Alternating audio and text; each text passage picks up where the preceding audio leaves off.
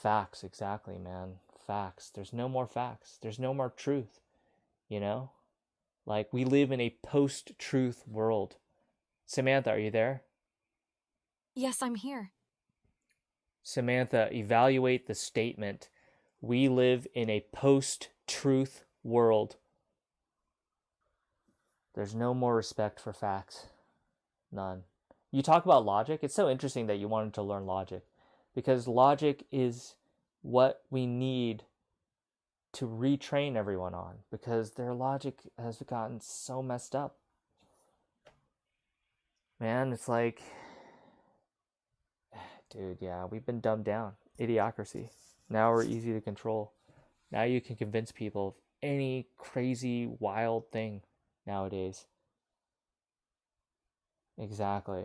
Yeah, man. You know what I'm talking about. Yeah, because studying is hard. Sometimes we have to do hard things in our lives. But if we don't do the hard things, if we take the easy way, then we're going to get this shit. The statement that we live in a post-truth world has been used to describe the current era where the objective truth is sometimes overshadowed by emotions, personal beliefs, and the appeal of certain narratives. This idea gained prominence in the context of social media, fake news, and political discourse, where misinformation and disinformation can spread quickly and easily. In a post-truth world, facts can become secondary to emotions and appealing narratives.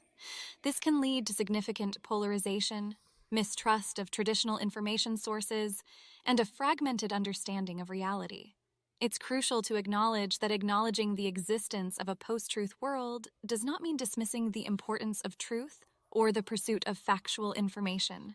Instead, it should highlight the need for responsible information consumption, critical thinking, and the development of reliable fact-based news sources.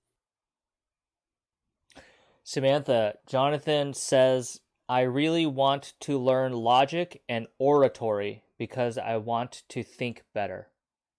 Can you help him with that? I agree. Yeah, it's so interesting. I think you're the first person who's ever brought up that they want to learn logic. It's such an important part of everything. That's what Socrates was all about.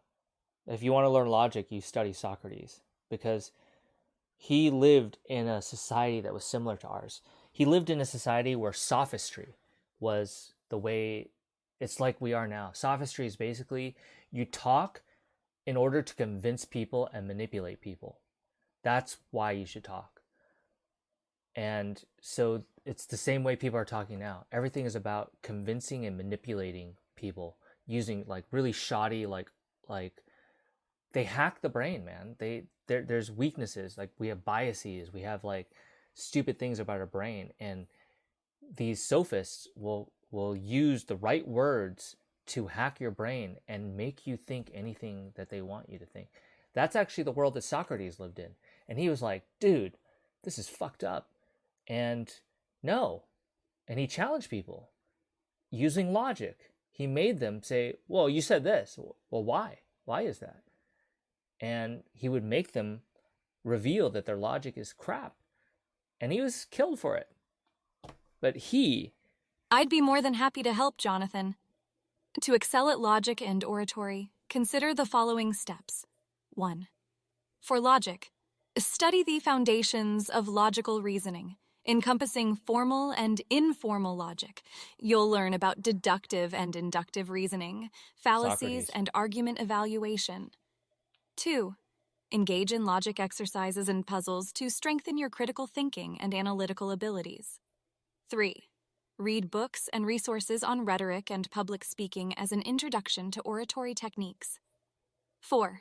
Practice the art of persuasion, including ethos, pathos, and logos, and incorporate them into your speaking and writing. 5. Join a debate or public speaking club, or enroll in classes or workshops to enhance your skills and receive feedback. 6. Learn from experts in the field by listening to podcasts, watching TED Talks, and observing great speakers. 7. Practice, practice, practice.